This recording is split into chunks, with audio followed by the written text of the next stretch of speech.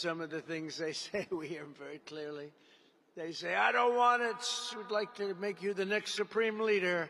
No, thank you. I don't want it. But I want to express my gratitude to the ፕሬዝዳንት ዶናልድ ትራምፕ የኢራን መንፈሳዊ መሪ እንደሆን ተጠይቄ ነበር ግን ይህን ጥያቄ ውድቅ አድርጌዋለሁ አሉ። የአሜሪካው ፕሬዝዳንት ዶናልድ ትራምፕ ባደረጉት ንግግር በኢራን የባህር ሰላጤው ሀገራት መንፈሳዊ መሪ እንደሆን ጠይቀው ነበር ሲሉ በድፍረት ተናገሩ።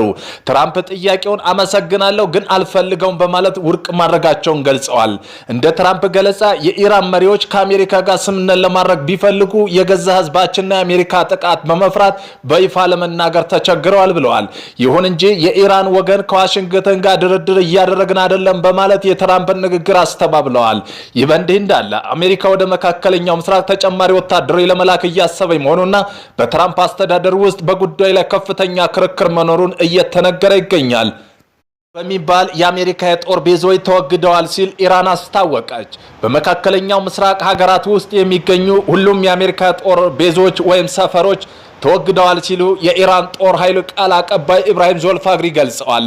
የአሜሪካ አዛዦችና ወታደሮች ሸሽተው የት እንደገቡ አይታወቅም ሲሉ ገልጸዋል። በቀጠናው ያሉ ሀገራት የአሜሪካ ወታደሮች የተደበቁባቸውን ቦታ እንዲጠቁሙን እንጠይቃለን ሲሉ በመግለጫቸው ላይ ጠይቀዋል። ለኢራን የስለላ ወኪሎች መረጃ ሲያቀብል ነበር የተባለ ታዳጊ በቴልአቪቭ ፍርድ ቤት ቀረበ። በዚህም ጉዳይ የዜና ጥንቅራችን አካተናል። የተባበሩት መንግስታት ድርጅት የባሪያ ንግድን በሰብአዊ ላይ የተፈጸመ ከባድ ወንጀል ነው ሲል ፈርጀዋል። አሜሪካና እስራኤል፣ አርጀንቲና በብቸኝነት የቀረበውን ሐሳብ የተቃውሞ ሀገር ሆነዋል። በዚህም ጉዳይ ዜና ጥንቅራችን አካተናል። ቆይታችሁ መሰሙት ይሆናል። የኢራን ድሮኖች በመካከለኛው ምስራቅ የሚገኘውን አማዞን ማዕከል አደበደቡ። ምን ያህል ጉዳትስ ደረሰ የሚለው የዜና ጥንቅራችን አካተለዋል። ዘገባ ከሆነ አዲሱ የኢራን መሪ ሙጃቢን ካሚኒ በአሜሪካ ጋር ለመደራደር መስማማታቸውን ዋቢያቸው ጠቅሶ ዘግቧል። ዶናልድ ትራምፕ ኢራን የኒኩሌር ጦር መሳሪያ እንዳይኖራት ተስማምታለች ሲሉም ገልጸዋል። በዚህም ጉዳይ በሰፊ የዜና ጥንቅራችን አካተናል። በኢራን ላይ ጥቃቱ ይቀጥላል ስትል ሳውዲ አረቢያ እየገለጸ ነው። የዜና ጥንቅራችን አካተናል። የኒኩሌር ደህንነት መመሪያ ተሰጥቷል። ይህ ምን ተፈጥሮ ነው የሚለው የዜና ጥንቅራችን አካተታል።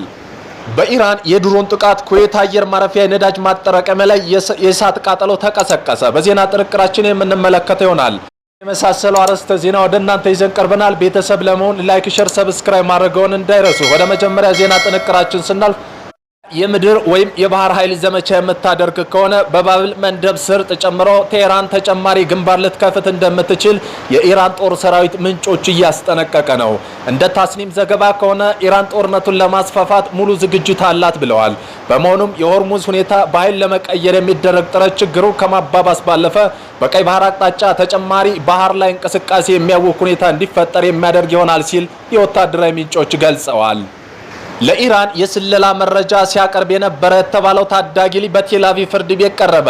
እስራኤል የቴልአቪቭ ታዳጊ ፍርድ ቤት የቀረበው የክስ መዝገብ እንደሚያመለክተው የ14 ዓመት ታዳጊ ለኢራን የስለላ ተግባር በመፈጸም ክስ ተመሰረተበት።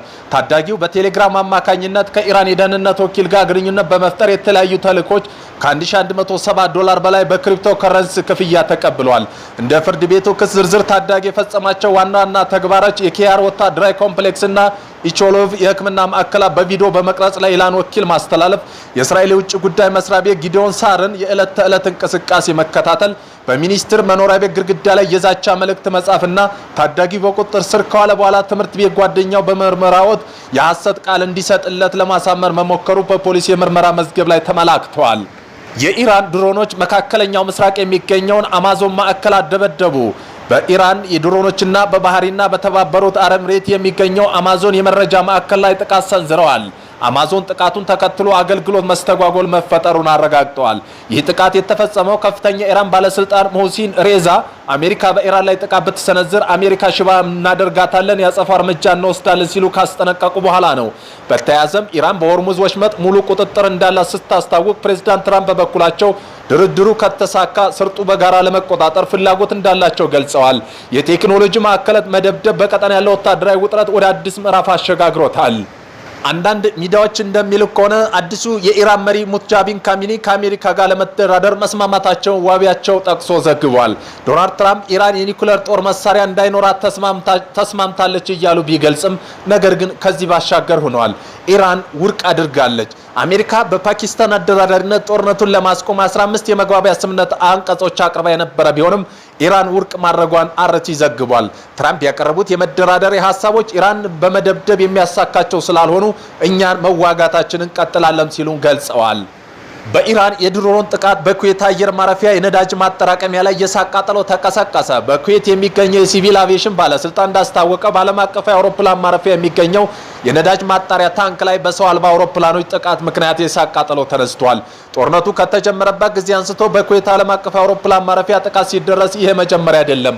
ጦርነቱ ከተጀመረ ጊዜ አንስቶ አሁን ጥቃቱ ለሶስተኛ ጊዜ ነው። ባለፈው ሳምንት ጥቃቱ የደረሰበት ሲሆን ራዳንም ጠፍቷል።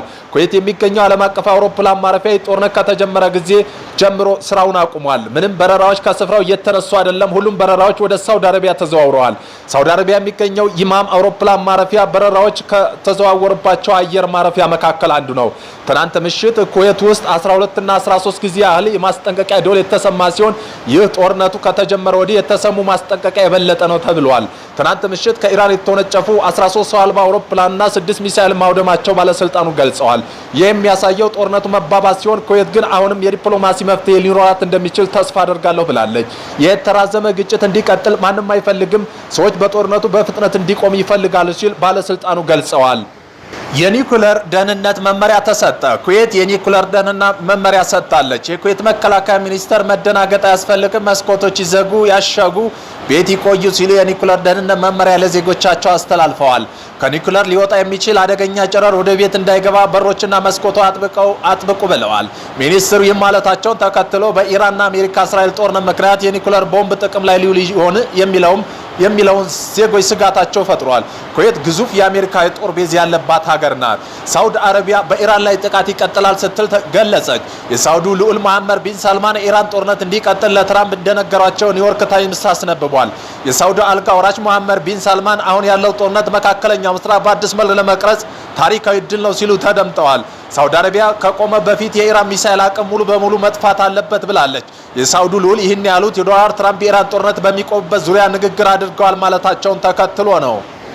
የተባበሩት መንግስታት ድርጅት የባሪያ ንግድን በሰብአዊነት የተፈጸመ ከባድ ወንጀል ነው ሲል ፈረጀ። አሜሪካ፣ እስራኤልና አርጀንቲና በብቸኝነት የቀረበውን ሀሳብ የተቃውሞ ሀገር ሆነዋል። የተባበሩት መንግስታት ድርጅት ጠቅላላ ጉባኤ የባሪያ ንግድ በሰብአዊ ላይ የተፈጸመ እጅግ የከፋ ወንጀል ነው፣ ግራቪቲ ክራይም አጌንስት ሂውማኒቲ ሲል ለመፈረጅ የቀረበውን የሀሳብ ውሳኔ በዛሬው ዕለት አብላጫ ድምፅ አጽድቋል።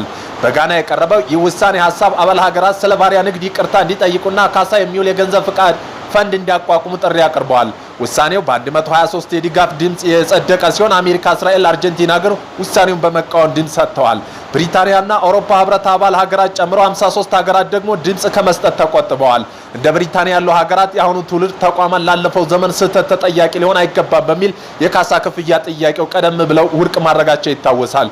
የጋና የውጭ ጉዳይ ሚኒስተር ሳሙኤል ኡኩዜቶ አብላካዋ በበኩላቸው ጥያቄው ለመሪዎች የሚሰጥ ገንዘብ ሳይሆን ለተጎጂ ፍትህ ለማግኘት ለትምህርት፣ ለክህሎት ማሰልጠኛ የሚውል ፈንድ መሆኑን ሲል ገልጸዋል። 16ኛውና 19ኛው ክፍለ ዘመን ባለው ጊዜ ውስጥ 12 እና 15 ሚሊዮን የሚደርሱ አፍሪካ ለባሪያ ጦር ወደ አሜሪካ የተወሰዱ ሲሆን ከ2 ሚሊዮን በላይ የሚሆኑ በጉዞ እያሉ ህይወታቸው ማለፉን በታሪክ መጽሐፍ ላይ በጉልህ ሰፍሮ ይገኛል።